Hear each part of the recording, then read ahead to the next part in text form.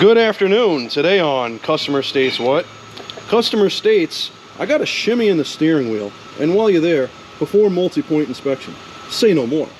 So we're looking around the vehicle. We could see we got the Napa Legend battery over here. The coolant's at level. It's right where it needs to be. Although we do have to top off the washer fluid, I see. That neck is definitely dry, giggity. So we're going a little further into the vehicle, and you can see we have a cluster of mouse shite right there. So there's a FIFO in this car somewhere. Let's take a look at the brake fluid. Oh yeah, our boy Shrek, he's doing good, but he could look like he used a glass of water. So we did road test the vehicle at highway speeds, and we did confirm, man, we got a shimmy in the steering wheel.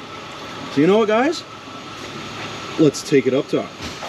So now that we took it up top, we're gonna look around, and the first freaking thing I see here is some Goomba did an oil change.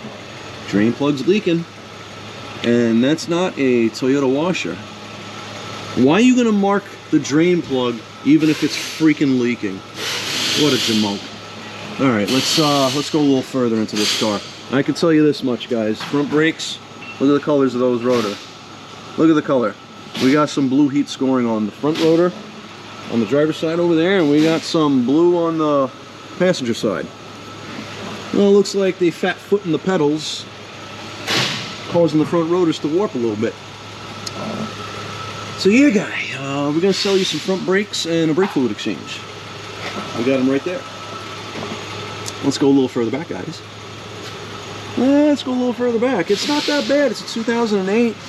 There is some flavor. Like, look at this shaft.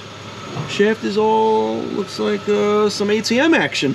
Yeah, that's definitely a giggity. Let's go a little further back.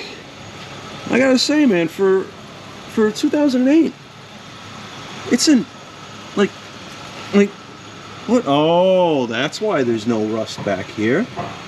We got a self-lubricating chassis system in the rear, but none of it's coated in oil, though, so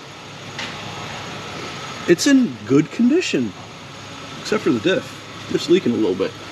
Well, not a little bit. It's leaking to a drip. But there's no minimal flavor. Not bad. I am very impressed. Very impressed what's going on back here. All right, so let's get these tires off and replace some brakes. What do you say, guys? Let's get into it. So these are the tools that are needed for front brake pad and rotor replacement.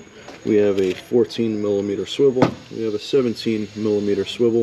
We have a 3/8 gun. We have a 17mm on a long ratchet to break the caliper bracket free. We also have the thin wall wrench, because when you have the 14mm right here, you have to hold the caliper pin so it doesn't just keep on spinning. So that's why we have that thin wall wrench there for. So let's remove the caliper, let's remove the bracket, let's remove the rotor. So we cleaned the hub, put a little bit of high temp NICs there. We have the caliper hanging right here, and the caliper bracket here is all cleaned, pins are lubricated. Hardware is all cleaned and lubricated. So now we're going to mount this up over here, and we're going to put the new pads in. Alright guys, quick tip. I found this out the hard way. You see how there's two different shims? Well, the larger shim goes on the piston side of the caliper. The little shim goes on the outside. Ask me how I found that out. Alright, now we're going to install this guy on the passenger side, not on the driver's side, because I made a jamoke move. So let's get to the passenger side.